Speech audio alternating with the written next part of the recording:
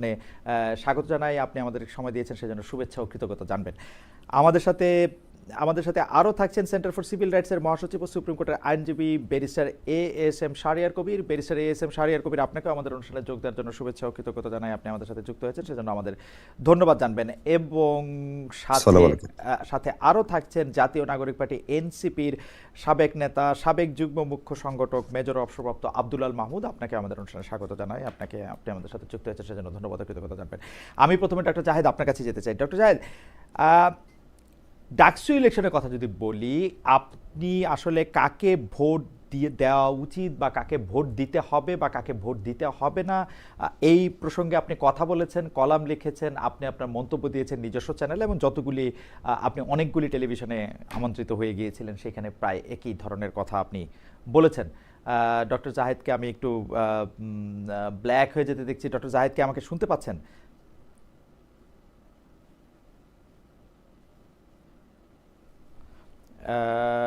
Doctor জাহেদের কানেকশনটার জন্য আমরা একটু ওয়েট করি। প্রশ্নটা একটু বলে রাখি, ডক্টর জাহেদ আসলে আবার একটু প্রশ্নটা হয়তো বলা যাবে। ডক্টর জাহেদ এখনও আসলে আমাদের সাথে ফিরে আসেন নাই, তো সেই জন্য আমি একটু ব্যারিস্টার এএসএম শাহরিয়ার কবিরের কাছে যাই। ব্যারিস্টার এএসএম শাহরিয়ার কবির, আপনার কাছ থেকে আসলে একটু জানতে চাইব যে বাংলাদেশ ইসলামী ছাত্র শিবির দীর্ঘকাল জামাতে ইসলামীর রাজনীতি যেমন একরকম নিষিদ্ধ ছিল, ইসলামী ছাত্র শিবিরের রাজনীতিও আসলে ছাত্র রাজনীতিও একরকম নিষিদ্ধই ছিল। তাদেরকে আসলে পাবলিক বিশ্ববিদ্যালয়গুলিতে অনেক ক্ষেত্রেই তাদের প্রকাশ্যে আসতে পর্যন্ত দেওয়া হয় নাই। আমি প্রশ্নটি করব ডক্টর জাহেদ, আমি আশা করব যে আপনি এখন আমাকে শুনতে পাচ্ছেন। আমি এখন শুনতে পাচ্ছি। আচ্ছা ডক্টর জাহেদ, আমার প্রশ্নটি হচ্ছে যে আপনি যেহেতু একটি পক্ষকে অর্থাৎ শিবিরকে আপনি ভোট না দিতে বলেছিলেন এবং সেক্ষেত্রে আপনার যুক্তিও দিয়েছিলেন, সেক্ষেত্রে আপনি রাজনৈতিক বিশ্লেষক হিসাবে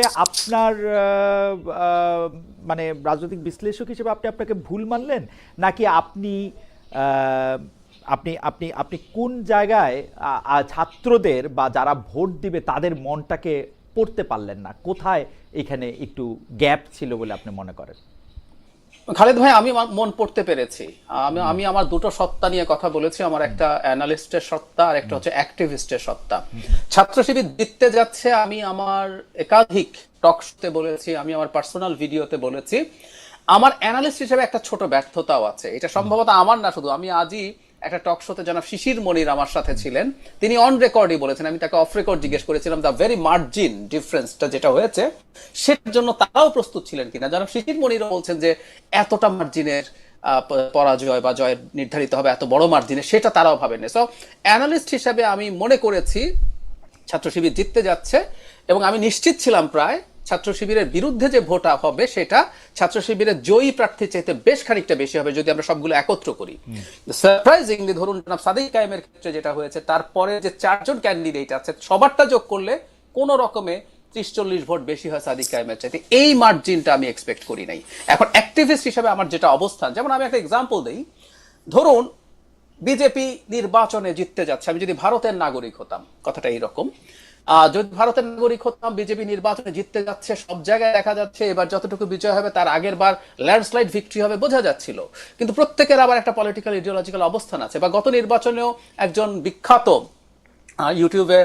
ইউটিউবার ছিলেন ধ্রুব রাঠি, তিনি একা ফাইট করার চেষ্টা করেছেন, তিনি পরাজিত হয়েছেন এক অর্থে, কারণ হলো বিজেপি শেষ পর্যন্ত আগের মতো না হলেও সে জিতেছে, সরকার গঠন করেছে, কিন্তু তার আইডিওলজিক্যাল যে অবস্থান আছে সেই জায়গা থেকে একটা ক্যাম্পেইন তিনি চালিয়েছেন। সুতরাং আমি অ্যাক্টিভিস্ট হিসাবে আমি চেয়েছি বাংলাদেশে মুক্তিযুদ্ধ প্রশ্ন তো আছেই, বাংলাদেশে কোনো আইডেন্টিটি পলিটিক্স, কারণ হলো এখানে ব্যক্তিকে দেখে তারা যদি ভোটও দেন, দিনের শেষে একটা ইডিওলজিক্যাল কোয়েশ্চেন, সেটাই যাতে ঢাকা ইউনিভার্সিটির স্টুডেন্টরা তাদের জয়ী করার মাধ্যমে ভবিষ্যতে তাদের পথটাকে আরো স্মুথ না করে দেন, সেই অ্যাপিলটা ছিল।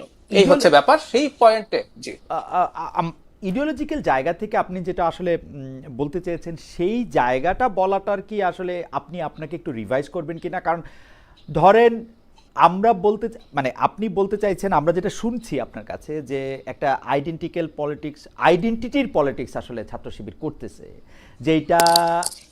যে আইডেন্টিটিটা আপনার কখনো মনে হয় না কি যে ডক্টর জাহেদ এইটা আপনি ওর উপরে চাপাই দিতেছেন? মানে এই আইডেন্টিটিটা আপনি ওকে বলতেছেন যে তুমি আসলে এই আইডেন্টিটির লোক, ওরা যত বাইরে হয়ে আসতে চাইতেছে, ওরা এই ব্যাপারে চুপচাপ থাকতেছে বা কিছুটা মানে কি বলবো অন্যরকম জায়গায়ও যাইতে চাইতেছে, আপনি তাদেরকে জায়গা পরিবর্তন করতে দিচ্ছেন না, আপনি বলতেছেন না যে তুমি ওইটাই, মানে আমি আরো খোলাসা করে বললে দর্শকদের উদ্দেশ্যে, আপনার উদ্দেশ্যে না, দর্শকদের উদ্দেশ্যে না, আপনার উদ্দেশ্যে না, দর্শকদের উদ্দেশ্যে, যেমন আমি আসলে কি বলতে চাইতেছি, যেমন আমরা বলতে চাইতেছি, আমি বলতে চাইতেছি না, আসলে আমরা শুনতেছি যে জামাতে ইসলামী বা শিবিরকে কেউ কেউ এইটা বলতে চাইতেছে যে তোমরা মুক্তিযুদ্ধ বিরোধী। এখন ওরা বলতেছে যে ওরা মুক্তিযুদ্ধ বিরোধী না, মুক্তিযুদ্ধ বা পরবর্তী বাংলাদেশ ওরা ধারণ করতেছে। তাহলে ওই যে মুক্তিযুদ্ধ বিরোধী যে আইডেন্টিটিটা, ও যে আইডেন্টিটিটা চায় না, আমরা ওই আইডেন্টিটি ওকে দিতে চাইতেছি কিনা, যদি এইভাবে বলি। ডক্টর জাহেদ, আপনি গট ইট। আমি মুক্তিযুদ্ধের প্রশ্নে পরে আসি। আমার মূল অভিযোগ, আমি আজই আরেকটা ভিডিও করেছি, আমরা ধরে নিলাম জামায়াত মুক্তিযুদ্ধ বিরোধিতা করে নাই, ধরে নিলাম তারা বিরাট মুক্তিযোদ্ধা ছিল, তারপর জামায়াতের রাজনীতি আমি এন্ডোর্স করি। শুধু জামায়াত না, এটা ইসলামী আন্দোলন। এখন জামাত ছাত্র শিবির তারা যদি মনে করে তারা আসলে একটা মধ্যপন্থী মধ্য ডান টাইপের দল হবে, যেমন এটা হয়েছে ইয়েতে টার্কিতে একেপি পার্টি আছে, ওই দলটার নামের মধ্যে just peace and justice party, মানে কি truth and justice party, AKP দোকানের যে দল, সেটার মধ্যে বা বাংলাদেশের একটা পার্টির নাম আমি বলতে পারি এবি পার্টি, তারা তাদের দলের মধ্যে ইসলামী মূল্যবোধ রাখার কথাও বলছে, কিন্তু এই দলটার নামের মধ্যে কোনো ওই রকম জায়গা নেই। তার মানে আমি যে কথাটা, এবং তারা তাদের প্রোপাগেট করে না। বাংলাদেশে একাধিক জামায়াত নেতা শরিয়া আইন কায়েম করবে বলে আমার সাথে টকশোতে কথা বলেছেন। আজও আমি আবার বলছি, জনাব শিশির মনিরের কাছে আমি আজও এই প্রশ্ন তুলেছিলাম যে আপনারা যে শরিয়া আইনের কথা বলেন, শিশির মনিরও বলেন এটা, আপনারা যে শরিয়া আইনের কথা বলেন, you'll have to explain that. So যে দলটা শরিয়া আইন কায়েম করবে বলছে বাংলাদেশে, সেই দলটা নিশ্চিতভাবে তাই। এখন ছাত্র শিবির যেটা করছে, এটাকে কেউ এক ধরনের কৌশল বলবে তারা ঢাকা জয় করার জন্য। যেমন ধরুন একজন নারী যিনি হিজাবও করেন না, নেকাব তো দূরেই থাকুক, অথচ ছাত্রী সংস্থা স্টুডেন্টরা নেকাব করেন ঢাকা। তারপরে জামায়াতের যে লিডাররা কিছুদিন আগে কয়েকটা এম্বাসিতে গেলেন, নারী লিডাররা প্রত্যেকে নেকাবও করেন। সো এরকম কিছু জিনিস তারা দেখানোর চেষ্টা করেছেন, এটা শর্ট টার্ম কৌশল বলে। মানে তিনি যেটা দেখাতে চান তার বেশি কিছু বুঝতে পারাই সম্ভবত একজন অ্যানালিস্টের কাজ। আমি ভুল হতে পারি, একজন অ্যানালিস্টের কাজ হচ্ছে উনি যা দেখাবেন, যা বলবেন, তার ভেতরে কি আছে, তার রিডিং বিটুইন লাইন্স কি, সেটা একটু বুঝতে পারার চেষ্টা করা। সেটাই আমি আসলে ধরিয়ে দিতে চেয়েছিলাম যে তোমরা ওর এক ধরনের ভালো ব্যবহার দেখছো, হুইচ ইজ ট্রু। তোমরা ও তোমার পাশে থেকেছে, তোমার সুবিধা অসুবিধা দেখেছে, তোমার কোচিং করিয়েছে, তোমাকে কোচিং এ ক্লাস নিতে দিয়েছে, তুমি বিপদে থাকলে মেসের ব্যবস্থা করে দিয়েছে।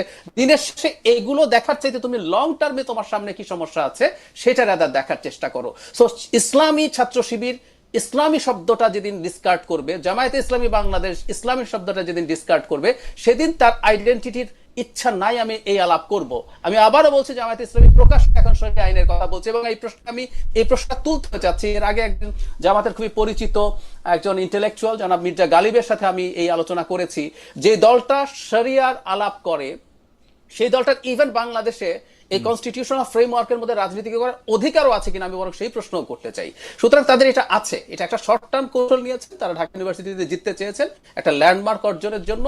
এটা একটা শর্ট টার্ম কৌশলের বেশি কিছু বলে আমি মনে করি না।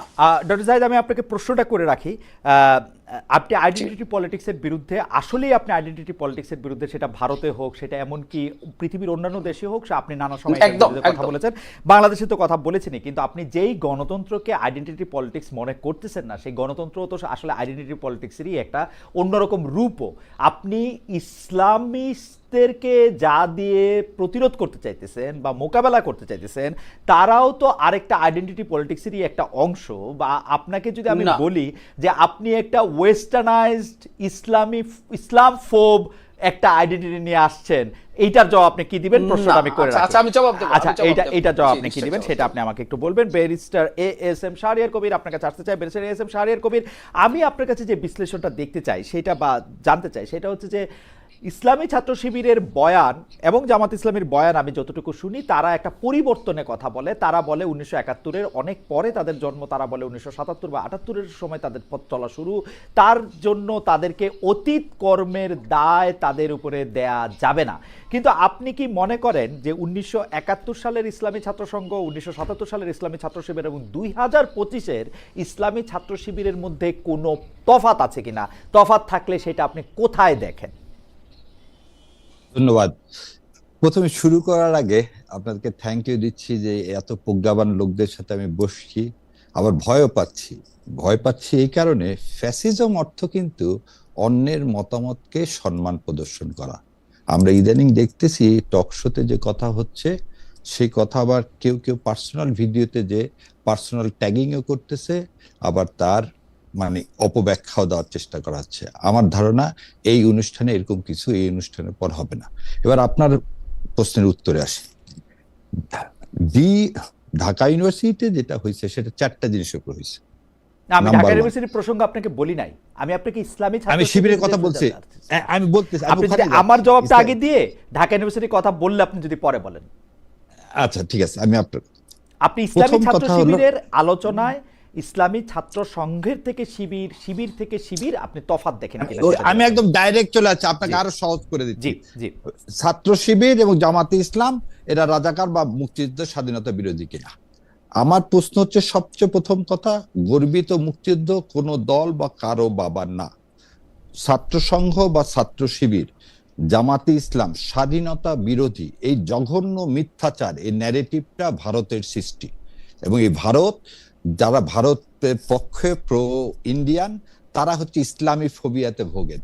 এবং ইসলামী ফোবিয়াতে ভোগার কারণে তাদেরকে তো একটা ট্যাগিং দিতে হবে। সেই ট্যাগিংটা হচ্ছে স্বাধীনতা বিরোধী। স্বাধীনতা বিরোধী, আওয়ামী লীগের স্বাধীনতা বিরোধী। And we have that document যে আওয়ামী লীগ শেখ সাহেব জীবনে কোনোদিন আমাকে স্বাধীনতা একটু চাননি। ক্ষমা করবেন ব্যারিস্টার শাহরিয়ার কবির, আমি কিন্তু বলেন। প্রশ্নটা করেছি কোনো ট্যাগিং নিয়ে না। আমি বলেছি 71, 78, 2025 শিবিরের বয়ান বা শিবির যে রাজনীতিটা প্রিচ করতেছে সেইটার মধ্যে আপনি কোনো পরিবর্তন দেখেন কিনা। আমার কাছে ইসলামী ছাত্র শিবির যে ইসলামে বিশ্বাস করে, সেটা 73, 78 বা আজকে, এটাতে কোনো পার্থক্য থ্যাংক ইউ সো মাচ। আমার এটাই প্রশ্ন ছিল। এবার আমি পরবর্তী প্রশ্নে আসি। এই ব্যাখ্যাটা দিতে হবে, নাহলে তো জনগণ বুঝবে না। আচ্ছা ব্যাখ্যা, আচ্ছা ঠিক আছে, ব্যাখ্যাও দেন জি। ব্যাখ্যাটা হচ্ছে, স্বাধীনতা যুদ্ধে আমরা একটা জিনিস বলতেছি সব সময়, এটা উইথ ডিউ রেসপেক্ট, আমাকে 5টা মিনিট আপনার যদি ধৈর্য ধরে একটু দেন তাহলে আমি কৃতজ্ঞ থাকব। প্রথম কোশ্চেন হচ্ছে, 1970 সালের আগে বাংলাদেশে গভর্নর ছিল যে পলিটিক্যাল পার্টি, তার নাম ছিল মুসলিম লীগ। মোনায়েম খানের নেতৃত্বে একটা গভর্নর ছিল, তারা ছিল সর্ববৃহৎ পার্টি। বাংলাদেশে 70 সালে যে ইলেকশন হয় তাতে আওয়ামী লীগের সাথে সমস্ত আসনে প্রতিদ্বন্দ্বিতা করে মোনায়েম খানের নেতৃত্বাধীন মুসলিম লীগ। আজকে মুসলিম লীগকে সে কথা বলা হচ্ছে না, বলা হচ্ছে জামাতে ইসলামকে। দ্বিতীয় কথা, আওয়ামী লীগ এবং কে স্বাধীনতার সময়, ঠিক আছে ব্যারিস্টার শাহরিয়ার কবির, আপনি যখন মুসলিম লীগের কথা বললেন, ইতিহাসের খাতিরে আপনি জামাতে ইসলামের কথাও বলেন। 71 সালে জামাতে ইসলাম দুটাই বলতেছি, আমাকে একটু না 5 মিনিট তো, জি 5 মিনিট তো বলা তো একটা লম্বা সময়, আপনি একটু আস্তে আস্তে। আচ্ছা আমি 2 মিনিটের মধ্যে শেষ করে, হ্যাঁ 2 মিনিটের মধ্যে বলেন। আচ্ছা ঠিক আছে। আওয়ামী লীগ 70 সালে যে ইলেকশন করলেন, সেই ইলেকশনটা করছিলেন LA4 ভিত্তিতে, লিগ্যাল ফ্রেমওয়ার্ক অর্ডার। এবং লিগ্যাল ফ্রেমওয়ার্ক অর্ডারে ছিল ইসলাম বিদ্বেষী কোনো আইন কোনো কিছু পাশ করা যাবে না। হলো 70 সাল চলে গেল। 71 সালে স্বাধীনতা যুদ্ধ হলো 25 তারিখে আমি ডিউ রেসপেক্ট, বঙ্গবন্ধু শেখ মুজিবুর রহমান, উনি স্বাধীনতার ঘোষণা দিলেন না। এবং সেটা আমরা যদি সাপোর্ট চাই, তাহলে সাপোর্ট হিসাবে তাজউদ্দিন আহমেদের মেয়ে শারমিন আহমেদ খুব সুন্দর করে এটাকে অ্যাডমিট করছেন যে উনি লিখিত দেননি, ওনার বাবা নিয়ে গেছে, লিখিত দেননি, নুরুল হক সাহেব ট্রান্সমিটার নিয়ে আসছে। আমরা কিন্তু আওয়ামী লীগের আলাপই করতেছিলাম না ব্যারিস্টার কবির, আমি বলতেছি যে জামাতে ইসলাম, আপনি জামাতে ইসলামের ভূমিকার কথা বলেন। এটার সাথে জামাতে ইসলাম, আপনি মুসলিম লীগের ভূমিকার কথা বলছেন, আপনি জামাতে ইসলামের ভূমিকার কথা বলেন। জামাতে ইসলামের ভূমিকার কথা বলতে শোনেন, আওয়ামী লীগ সে সময় ঘোষণা দেননি। এবারে আপনাকে বলি, পূর্ব বাংলা কমিউনিস্ট পার্টি, আব্দুল মতিন, আলাউদ্দিন, টিপু বিশ্বাস, ওহিদুর রহমান, এনারাও বলছেন যে কি স্বাধীনতা, ভারত হচ্ছে বহিঃশত্রু, পাকিস্তান হচ্ছে অন্তঃশত্রু, এই অন্তঃশত্রুকে কি করতে হবে, পরেই রক্ষা করতে হবে, ভারতের আধিপত্যবাদ থেকে আমাদের সরতে হবে। জামাতে ইসলাম সেম স্ট্যান্ডিং নিলেন। কি স্ট্যান্ডিং নিলেন? ভারতের থিং ইজ ইন 1971, একটা জিনিসই, ভারতের আধিপত্যবাদের বিরোধিতা করব না, আমার যে পাকিস্তান শোষণ হচ্ছে পাকিস্তানের কাছে, তারকে সমর্থন করব। এবং 71 সালে 27 মার্চ আজকে 24-এর আন্দোলনের সাথে খুব সুন্দর 71-এর মিল আছে। ওখানেও আমি আপনাকে বুঝতে পেরেছি ব্যারিস্টার শাহরিয়ার কবির। আমার আসলে কতগুলি স্ট্যাকেটো কোশ্চেন করতে হচ্ছে। আমার কথা হলো যে আপনি বলতেছিলেন যে ইসলামী ছাত্র শিবিরের বয়ান 1971 সালে যেটা ছিল, 77 সালে, 78 সালে যেটা ছিল, ইসলামী ছাত্র শিবির তো সে সময় ছিল না, ইসলামী ছাত্র সংঘ, এবং 2025-এ তার কোনো ব্যত্যয় ঘটে না। এখন আপনি বলতে চাইতেছেন যে ভারতীয় আধিপত্য বিরোধী বাদের বিরুদ্ধে জামাত ইসলামী 1971 সালে একটা অবস্থান নিয়েছিল, সেই অবস্থানে এখনো জামাত ইসলামী আছে, ভবিষ্যতে থাকবে, তাই তো? মানে কোনো বয়ানে কোনো পরিবর্তন হয় নাই, এই বয়ানের কোনো পরিবর্তন হয় এবং সে সঠিক ছিল জামাত ইসলামী, তাই তো? এবং জামাত ইসলাম সঠিক ছিল, এবং এদেশের স্বাধীনতা রক্ষা করতে হলে ভারতের যে আধিপত্যবাদ তার বিরোধিতা করতে হবে। ওকে, ফাইন। যারা ভারতের আধিপত্যবাদ করবে না তারা জামাত এবং শিবিরকে ট্যাগ দিবে। ফাইন, মানে জামাত ইসলামের অবস্থা সঠিক ছিল, তাই তো? সঠিক ছিল। এবং কেন সঠিক ছিল এটাও বলতে হবে। না, কেন সঠিক ছিল সেটা আপনাকে বলতে হবে না, আমি বরং অন্য কথা বলি। জামায়াতের আমির যে মনে করেন যে অনেক সময় তার অবস্থান সঠিক ছিল না, সেটা কি কারণে মনে করেন? আচ্ছা, তিনি বলছেন 1948 থেকে 71 সাল পর্যন্ত কেউ যদি প্রমাণ দিতে পারে। নো, আমার অনুষ্ঠানে তিনি বলছেন 47 থেকে 71 পর্যন্ত। আপনার অনুষ্ঠান শুনছি। জি, 24 পর্যন্ত সকল কিছুর জন্য তিনি ক্ষমা চেয়েছেন নিঃশর্ত। সেটা হচ্ছে একজন মুমিন মুসলমানের কাজ হচ্ছে সব সময় মানুষের কাছে ক্ষমা চাওয়া, কোনো অন্যায় না করে, অপরাধ হয়ে থাকে, কোনো অন্যায় না করে, কোনো অন্যায় না করলে আপনার মনে যদি আঘাত দিয়ে থাকে, আমি এই অনুষ্ঠান শেষে আমি বলবো ভাই কারো মনে কোনো দুঃখ দিয়ে থাকলে আমাকে মাফ ওকে, করে ফাইন। দিন। আমার মনে হয় teaching of the prophet। ASM Shahriar কবিরের বক্তব্য একদম পরিষ্কার। 1971 সালে জামাত ইসলামের যে অবস্থান ছিল সেই অবস্থানটি সঠিক ছিল, এবং তারপরেও জামাত ইসলামের যে অবস্থান সেগুলি সঠিক। এই মানে যদি ক্ষমা চাওয়ার যদি প্রশ্ন আসে, তাহলে যদি আমাদের কারো মনে কোনো আঘাত লাগে, তাহলে এটা এই তো জনাব ব্যারিস্টার কবির, আমার মনে হয়। এবং এখানে একটা জিনিস আমাকে অ্যাড করতে দিতে হবে, কারণ গতদিন আমাদের ভাই বলছিলেন যে জামাতে ইসলাম যদি মুক্তিযুদ্ধের সমর্থকও হতো তাও আমি তাকে ভোট দিতাম না। তার মানে কি? জামাত ইসলাম কায়েম করতে চায়, আমরা মুসলমান, এটা আমাদের অপরাধ? এটা তো অপরাধ হতে পারে। এবং ঠিক একই রকম শোনেন, এদের রাজাকার বাহিনী পিস কমিটি করা হয়েছিল, দেখেন কত মিথ্যাচার এদেশে। পিস কমিটিতে জামাত ইসলামী কেউ ছিলই না, পিস কমিটির চেয়ারম্যান ছিল মুসলিম লীগের, ভাইস চেয়ারম্যান ছিল মুসলিম লীগের। রাইট, পিস কমিটিতে জামাত ইসলামী ছিল না, আলবদর আল শামস ছিল। হাওয়েভার, ব্যারিস্টার শামস কবির, আমি আপনাকে একটা কথা বলি, আপনি জামাতে ইসলামীর পক্ষ থেকে ইসলামী রাষ্ট্র কায়েম করতে চান, সেইটা এই দেশের অনেক ইসলামী দল আছে যারা বিশ্বাস করে না। আপনি খেয়াল করলে দেখবেন যে এইখানে হেফাজতে ইসলামীর আমির থেকে শুরু করে অনেকেই জামাতে ইসলামীকে নিয়ে আসলে কি বলেছেন, জামাতে ইসলামের ইসলামকে নিয়ে আসলে কি বলেছেন, এটা নিশ্চয়ই আপনি খেয়াল করেছেন। আপনি এটা নিয়ে আরও বলবেন যে আসলে কি ধরনের ইসলামিক রাষ্ট্র জামাত ইসলামী কায়েম করতে চায়, এবং সেটা শরিয়া রাষ্ট্র কিনা, যে প্রসঙ্গ ডক্টর জাহিদ একটু তুললেন। আমার কোনো অসুবিধা নাই, আপনারা বেশি ভোট পায় রাষ্ট্র গঠন করবেন, বেশিরভাগ মানুষ যদি এটা মনে করে, আমার কোনো প্রবলেম নাই। কিন্তু আপনার লোকজন, আমি আপনাকে আবার বলি, এইখানে যারা কমেন্ট করেন তারা জামাতে ইসলামীর লোকজন বা সমর্থক বলে আমি বিশ্বাস করি। তারা যেসব কথা বলেন সেসব কথা কিন্তু মুখ দিয়ে উচ্চারণও করা যায় না। এই হচ্ছে মানে আপনাদের যারা সমর্থক তাদের গণতন্ত্র। যেমন আমাকে বলা হয়েছে আমি গাঁজা খাই কিনা, গাঁজা খাইয়ে প্রশ্ন করি কিনা। আমি আবার মাপ চেয়ে নিচ্ছি ওদের জন্য। অজ্ঞতা মানুষের থাকবে, সে অজ্ঞতাকে আপনি মহিউদ্দিন ভাই অনেক উপরে, না ওদের না কোনো আমি উপরে নিচের কোনো কথা বলতে চাই না, আমি উপরে নিচের কোনো কথা বলতে চাই। ব্যারিস্টার শাহরিয়ার কবির, আমি আপনার কাছে আবার আসবো। আমি একটু এই যে একটু আগে না, একটু আমি শেষ করে দিই। জি শেষ করেন।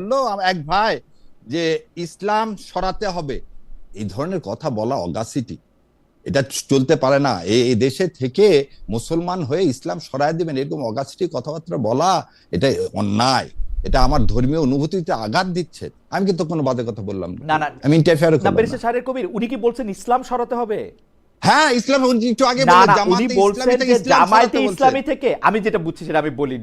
জাহিদুর রহমান সাহেব, আমি ব্যাখ্যা দেব। জাহিদুর রহমান সাহেবের কথা বলবেন, কিন্তু উনি বলছেন যে আপনি ব্যারিস্টার, একজন লয়ার, আপনার মতো মানুষের কাছে আমি এক্সপেক্ট করি না। আচ্ছা ডক্টর জাহিদ, আপনি পরে বলবেন না, নাস্তিকদের কাছে শিখি না, নাস্তিক সাহেবদের কাছ থেকে আমরা শিখি না। ডক্টর জাহিদ, আমরা সবাই কথা বলে এমনি আজকে লাইনটা একটু মুসলমান হন, এমনি লাইনটা একটু দুর্বল আছে না, লাইনটা একটু দুর্বল আছে। খেয়াল করছেন? আমার মনে হয় যে খালেদ ভাই, ব্যারিস্টার শাহরিয়ার কবির, আপনি খেয়াল করছেন? জি। উনি আমাকে একটু খেয়াল করি আমি, জি, উনি আমাকে নাস্তিক বলছেন, এক নাম্বার কথা। মানে এই ট্যাগ আপনি জবাব দিবেন, মানে উনি না শুধু ডক্টর জাহিদ, উনি না শুধু বলতে দিতে হবে। ডক্টর জাহিদ, আপনি বলেন, কমেন্টে লেখা আছে, এটা কমেন্টে দিয়ে পড়লাম তাই বললাম। ডক্টর জাহিদ, আমাকে আপনার কাছে আসছি ডক্টর জাহিদ, আমি আপনার কাছে আসছি, এক্ষুনি আসছি। শুধু আপনাকে না তো, জামায়াত ইসলামীকে প্রশ্ন করলে অন্তত 50টা কমেন্ট একসাথে আসে যে তোমরা নাস্তিক, তোমরা ইসলাম বিশ্বাস করো না। জামায়াত ইসলামী হচ্ছে ইসলামের সোল এজেন্ট নিছে ব্যারিস্টার শাহরিয়ার কবির, তাই না? না না না আমি না ঠিক ভাই, আমি ঠিক এই না কথাটা ভাই, বলতে না, যাচ্ছিলাম জি। না আমরা সোল এজেন্সি বলে কিছু না, না না, কিছুটা নিছেন তো মুমিনের দায়িত্বে- নিছেন তো জামাত Including ইসলামী নিয়ে কথাটা বললে, আপনিও- জামাত ইসলামী নিয়ে কথা বলে নাস্তিক কথা আসে 100 বার, গালি দেওয়া ছাড়া কথা বলে না আপনারও কিন্তু। দায়িত্ব ইসলাম কায়েম শুনেন, মোহাম্মদ শব্দটা দিয়ে আপনারও দায়িত্ব ইসলাম কায়েম করা, নাহলে ঈমান থাকবে না। না না, বেঁচতে আমি যেতে আমি চাইলে আমি সবাই- আমা- আমা- আমার ইমানের জবাব, মহিউদ্দিন ভাই, আমার আপনিও তো ইমানের বেঁচে জবাব আমি যেতে দিব। চান। ডক্টর শাহরিয়ার কবির, আমার ইমানের জবাব আমি দিব, ব্যারিস্টার শাহরিয়ার কবির, আমি আসছি আমার কাছে। সেটাই জন্য। আমার ঠিক ইমানের আছে। জবাব আমি দিব। এই দিবেন, আমরা সবাই মিলে না, আমার ইসলাম ইমানের রাষ্ট্র জবাব কায়েম আমি করব, দিব। ইনশাআল্লাহ। আমি বলছি আমার এই- ইমানের জবাব আমি দিব। কিন্তু এই যে- দায়িত্বটা সবাইকে বলতে হবে। আপনার বলাটা আপনি বলেন, আপনি আমারে নাস্তিক বলবেন, আচ্ছা, ডক্টর ঠিক আছে। জাহিদের নাস্তিক বলবেন, এটা আপনি বলতে পারেন না না। না, আমি নাস্তিক বলি, বলছেন তো? কমেন্টে আছে তাই বললাম। বলছেন। না, কমেন্টে আছে বলেন। আচ্ছা, আমি একটু সরি, আমি একটু মেজর মাহমুদ আপনার কাছে আসি। মেজর আব্দুল্লাহ মাহমুদ, মেজর আব্দুল্লাহ মাহমুদ, আপনি কয়েকদিন আগে একটা প্রেস কনফারেন্স করেছেন। আপনারা প্রেস কনফারেন্স করে আপনারা এনসিপি থেকে পদত্যাগের ঘোষণা দিয়েছেন, এনসিপি ত্যাগ করার কথা বলেছেন। আপনারা বলেছেন যে সামরিক বাহিনীর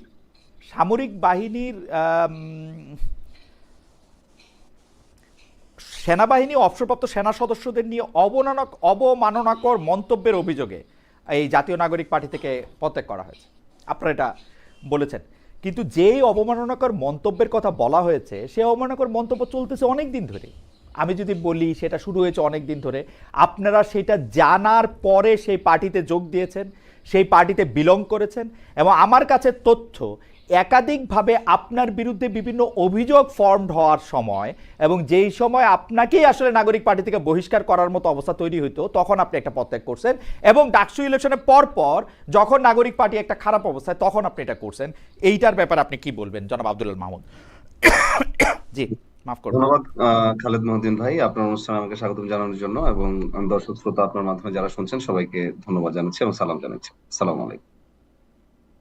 আমি যদি আপনার প্রথম প্রশ্নের যেটা আছে সেটার প্রথম অংশে যদি আসি, যে সেনাবাহিনীর অবসরপ্রাপ্ত সেনা সদস্যদেরকে নিয়ে অবমাননাকর কথা, ব্যাপারটা ওটা ছিল না। লাইনটা ছিল এরকম যে সেনাবাহিনী এবং তার অবসরপ্রাপ্ত অর্থাৎ এক্স সার্ভিসম্যান যারা আছে তাদেরকে নিয়ে কন্টিনিউয়াস অবমাননাকর কথাবার্তা যেটা হচ্ছিল পার্টির ভিতরে এবং হচ্ছে বাইরে ওপেনলি, সেটার আমরা আসলে বিরোধিতা করে বা সেটা নিয়ে আমরা সাস্টেন করতে না পেরে আমরা পদত্যাগ করেছি। আমি এবং মেজর সালাউদ্দিন দুইজন মেজর ছিলাম আমরা এখানে, মানে সশস্ত্র বাহিনী থেকে দুইজন ছিলাম কেন্দ্রীয় কমিটিতে, আমরা দুইজনই একসাথে পরামর্শ করে দেন হচ্ছে আমরা আসলে পদত্যাগ করেছি। এখন ব্যাপার হচ্ছে যে আপনি যেটা বলেছেন এটা তো অনেকদিন ধরেই হচ্ছে। আমি আপনার সাথে একমত, আসলে অনেক দিন ধরেই হচ্ছে, এবং সেই অনেক দিনের মধ্যকার যে সময়ের প্যাসেজটা ছিল সেই প্যাসেজের মধ্যে আমরা মনে করেছি যে আসলে রাজনীতি করতে এসে আমাদেরকে তো অবশ্যই আমাদের রাজনৈতিক দলের প্রতিও দায়বদ্ধতা আছে। অবশ্যই আমরা যে বাহিনীতে বিলং করেছি, যে পোশাক আমরা পরিধান করেছি একসময় সার্বভৌমত্বের রক্ষা করার জন্য, সেই বাহিনীর প্রতি আমাদের দায়বদ্ধতা আছে, অথবা সেই বাহিনীর যে রিচুয়ালস অথবা যে সংস্কৃতি আছে সেটার প্রতি। তো হিস্ট্রিক্যালি আমরা চেষ্টা করেছি প্রথমেই আমাদের লিডারশিপ টিম যারা আছে তাদের কাছে আমরা রিচ আউট করার, এবং হচ্ছে এই প্রবলেম গুলা যেটা হচ্ছে, যে কটূক্তি গুলা আসছে এবং অবমাননাকর কথা, তো আসলে গঠনমূলক সমালোচনা তো অবশ্যই থাকবে। যে ধরেন ডিজিএফ এর মাধ্যমে গুমের কথা বলেছে, খুনের কথা বলা হয়েছে, যেটা হয়েছে, রাইট, এটা তো ফ্যাক্ট। তো এটা নিয়ে সমালোচনা থাকবে, এবং হচ্ছে এটা থেকে কিভাবে উত্তীর্ণ হওয়া যায় সেটা নিয়ে অবশ্যই আলোচনা থাকতে হবে। এটাই তো গণতন্ত্রের সৌন্দর্য, এবং সেই সৌন্দর্যটা তো পার্টি থেকে আগে আসলে ডেভেলপ হয়, আমরা যদি গণতান্ত্রিক একটা পার্টি হয়ে থাকি। তো এটা গঠনমূলক না হয়ে আসলে এটা এরকম অগঠনমূলক হয়ে যাচ্ছিল ক্রমাগত, যেটা কিনা আসলে ব্যক্তিগত আক্রমণাত্মক এবং হচ্ছে সম্পূর্ণ